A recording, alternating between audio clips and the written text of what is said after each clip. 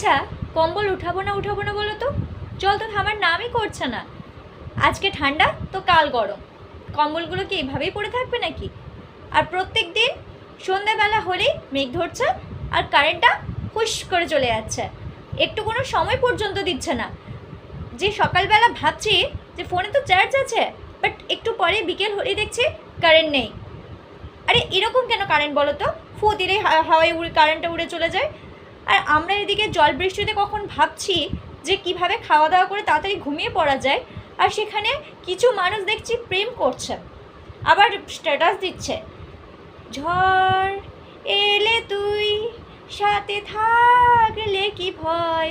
আর পড়ুক একটা শিল, তখন বুঝতে পারবে সাথে থাকলে কি ভয়। আর যে হারে বাজ পড়ছে, মনে হচ্ছে সামনে ওদের পরীক্ষা।